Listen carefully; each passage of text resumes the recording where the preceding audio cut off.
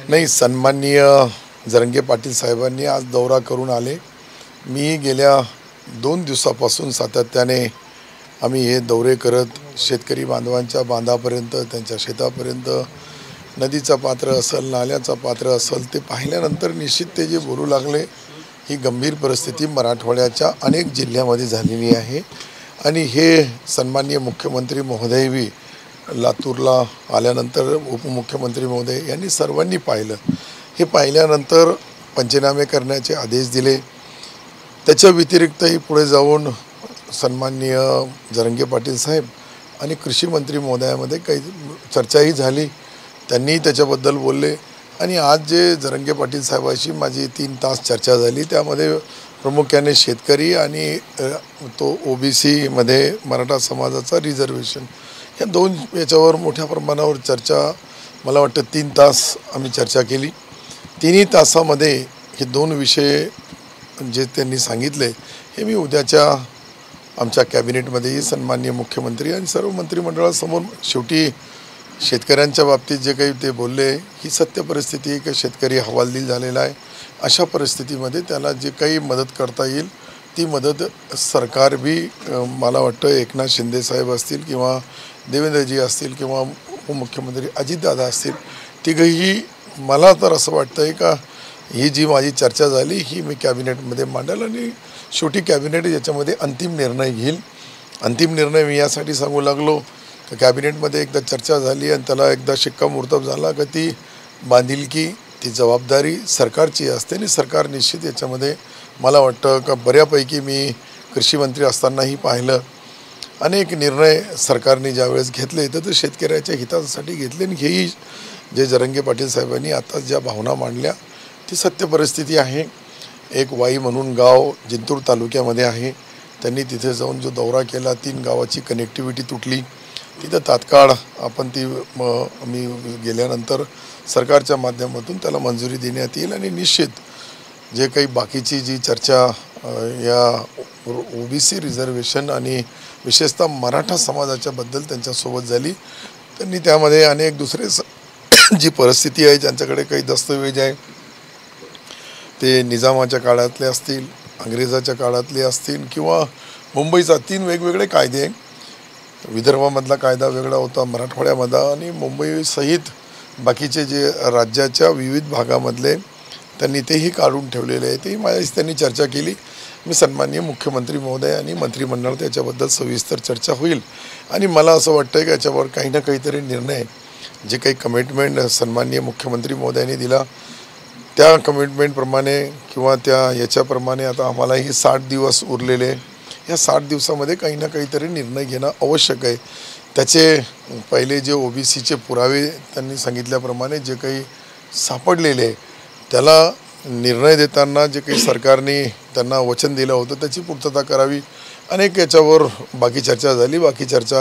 काही चर्चा मला मंत्रिमंडळासमोर ज्यावेळेस मी सकाळी जाईल त्यावेळेस आमच्या मुख्यमंत्रीसहित सर्व मंत्रिमंडळाला बोलल आणि त्यामधला अंतिम निर्णय ते घेतील। मराठा समाजाला OBCतून आरक्षण देऊ, 60 दिवस तुम्ही म्हणतात राहिलात, 60 दिवसात पूर्ण होईल यांचं? नाही, कसं आहे की ज्या वेळेस मुख्यमंत्री बोलतात त्यावेळेस ती सरकारची जबाबदारी म्हणून बोलतात आणि ती जबाबदारी पार पाडण्यामध्ये मला वाटतं कुठं कमी पडणार नाही।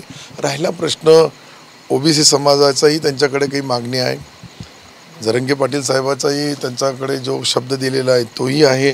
या दोघांमधून का होत नाही, पण कसं तरी मार्ग काढावाच लागेल। शेवटी सरकार आहे, सरकारची जबाबदारी आहे।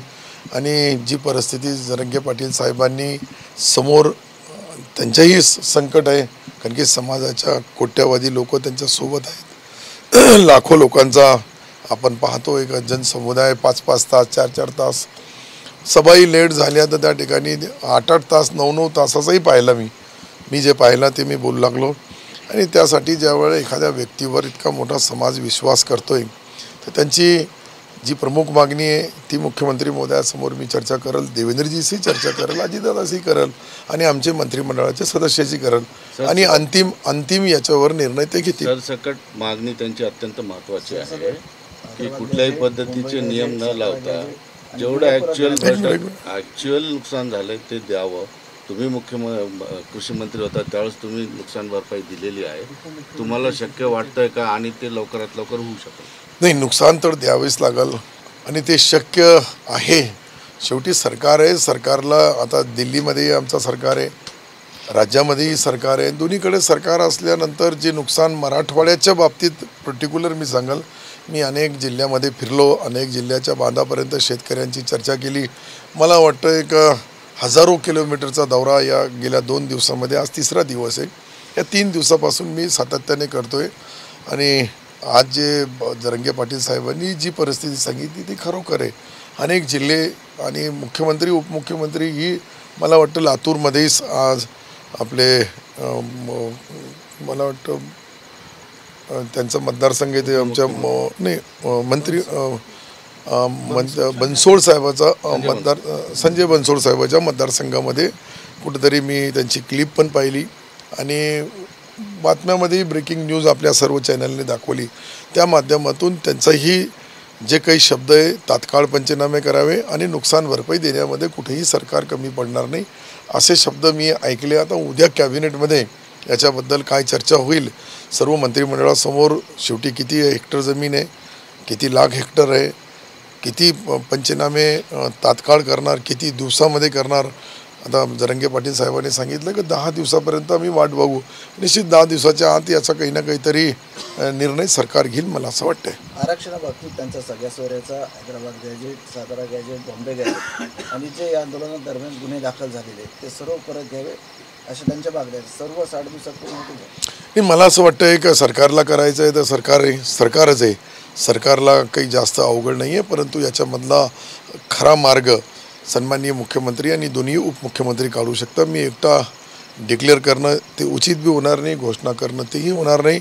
परंतु मी जरांगे पाटील साहेबांशी जी 3 तास चर्चा केली त्याच्यामध्ये अनेक मुद्दे त्यांनी सांगितले. ते मुद्दे सन्माननीय मुख्यमंत्री उपमुख्यमंत्र्याला सांगाल आणि उद्याच्या कॅबिनेटमध्ये काय होतो त्यानंतर आपल्याला कळेल. कारण की ही आर्थिक बाब आहे. जे काही सरसगट नुकसान भरपाई द्यायची का त्याच्यामध्ये आता जे काही थोडेफार नियम अटी आहे ते शिथिल करायचे का याचा निर्णय कॅबिनेट घेईल आणि निश्चित मला वाटतं की याच्याबद्दल उद्याच्या कॅबिनेटमध्ये चर्चा होईल आणि तुम्हालाही 5 वाजता 4-4:30 वाजता माहीत पडेल. राजकीय चर्चा आता राजकीय 2 राजकारणाच्या बाजू भेटल्या तर ती बी चर्चा होतेच, पण चर्चा आमची काही अशी राजकारणाची नव्हती, परंतु राजकीय परिस्थितीवर निश्चित त्यांनी जी चर्चा केली माझ्यासोबत प्रत्येकाचा वेगवेगळा इतकं सोपे दिसतात तशी नाही आहे जरांगे पाटील साहेब, काही लोकांना वाटते. परंतु त्यांचा जो नियोजन आहे त्यांचा जी काही परिस्थिती निर्माण झालेली आहे आणि विशेषतः समाजाच्या शेवटच्या माणसांनी त्यांच्यावर विश्वास केलेला आहे, त्या विश्वासाच्या पोटी त्यांचा ते कर्तव्य पार पाडू लागले. आम्ही निश्चित याच्यावर चर्चा करू आणि राजकारणामध्ये कसं आहे का राज करण्यासाठी कारणं पाहिजे आणि ते कारणं वेगवेगळे कसे कोणी शोधायचे ते मी त्यांना साहेबाला शिकवण्यासारखा इतका मोठा पुढारी नाही. जरांगे पाटलांना जे कोणी भेटी घेतात त्यांचा उद्देश आता लपून नाही राहिलेला कुणाचा आहे आणि नाही, आता बैठक आता 3 वाजेपर्यंत नाही. मी पहिल्यांदाच भेटलो साहेबांना, त्यांनाही विचारून घ्या. मी याच्या अगोदर एकदा 15 ऑगस्ट 2 वर्ष 1 महिना किंवा 1 महिना 7 दिवस झाले असेल मी 15 ऑगस्टच्या झेंडावंदनला जालन्याला आलो होतो आणि मी त्यांना विनंती केली. मुख्यमंत्र्यांनी सांगितलं की तुम्ही जरांगे पाटील साहेबांशी चर्चा करा आणि त्यांचं उपोषण सोडून त्यांना मुंबईमध्ये आपण त्यांच्याशी चर्चा करू आणि ते मी त्यावेळेस आलो. त्यांनी माझ्या विनंतीला मान दिला, उपोषण सोडला. नंतर त्यांची मिटिंग झाली मुख्यमंत्री महोदयांनी. ते अनेक वेळेस त्यांनी त्यांच्या ज्या भावना आहे त्यांचा जो विजन आहे तो मुख्यमंत्रीसोबत मांडला आणि मुख्यमंत्री महोदयांनी त्याला पॉझिटिव्ह उत्तर दिला. म्हणून तो त्यावेळेसचा मी एक गाठीभेटीचा साक्षी आहे, ते बी समोर आहे. मी आज ताई दुसरी आहे. त्यावेळेसही आपल्या सर्व चॅनलवर 15 ऑगस्टचा झेंडावंदन केल्यानंतर त्यावेळेची परिस्थिती वेगळी होती आणि आताची परिस्थिती वेगळी आहे. नाही, त्यावेळेस तोंडावर आहे. नाही, त्यावेळेस बी मी कॅबिनेट मंत्री होतो, आजही कॅबिनेट मंत्री तसं आहे. नाही, माझ्यामध्ये काही बदल नाही. विधानसभेची आहे. विधानसभेची तर आहेच नसेल. तोंडावर. आता या तोंडावर आलेल्या म्हणून तर 3 घंटे त्यांना विनंती केली मी. आता त्यांची लढाई वेगळी आहे, ती त्यांच्या लढाईपासून पाठीमागं चर्चेमध्ये तर हटायला तयार नाही. विनंती काय केली? बस हीच विनंती का हे कुठेतरी जुळवाजुळवी होती का परंतु ते म्हणते माझ्यावर जो विश्वास समाजाचा बारीक लहान मुलापासून तर मोठ्या माणसापर्यंत आहे, मी त्याला कुठेही तडा जाऊ देणार नाही, असे त्यांचे शब्द बोलले.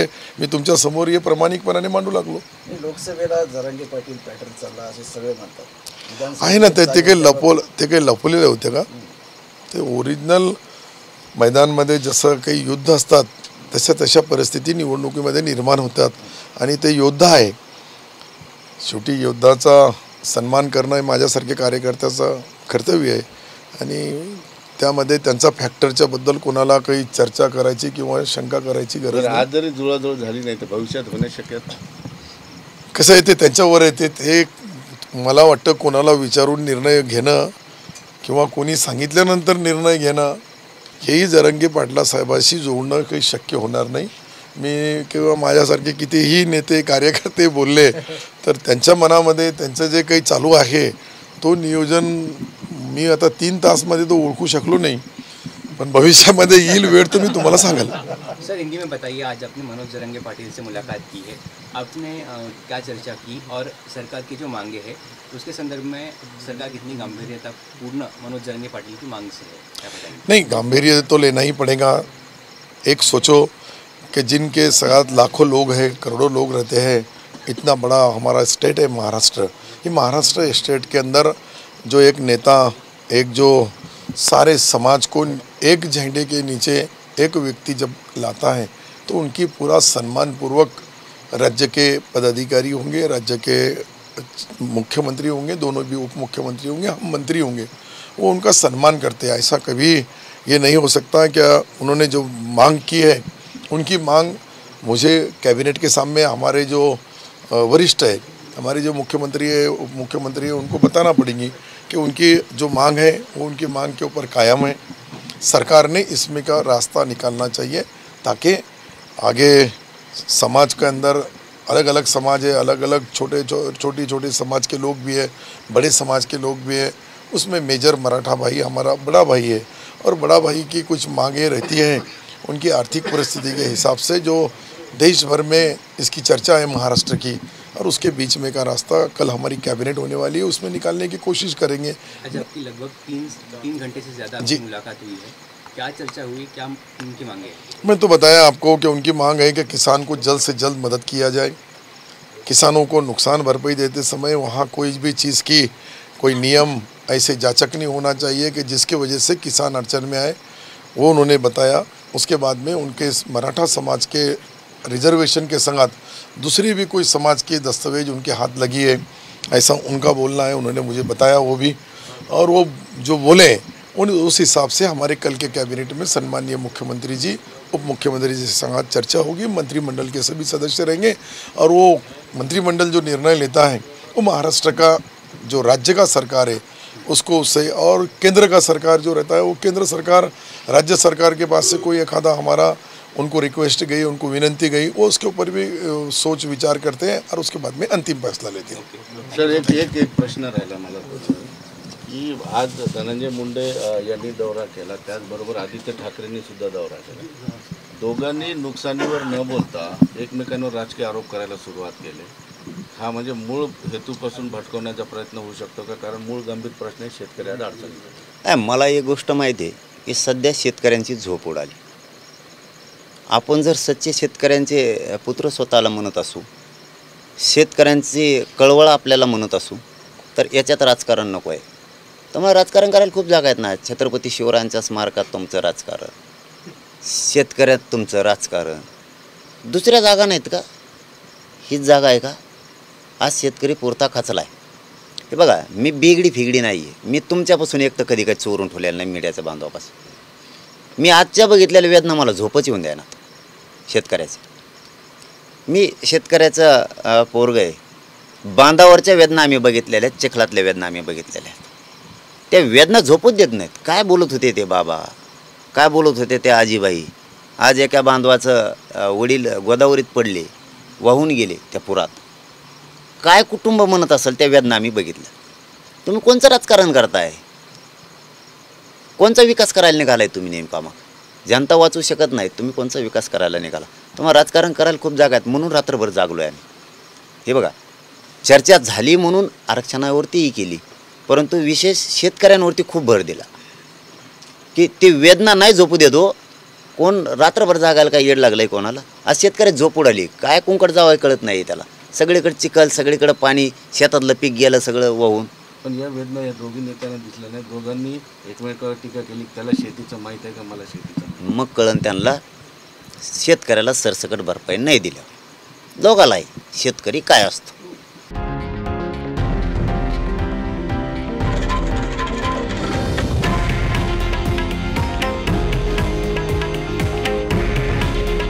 हे आहे देशातील नंबर 1 न्यूज नेटवर्क आणि आपण पाहत आहात TV9 मराठी.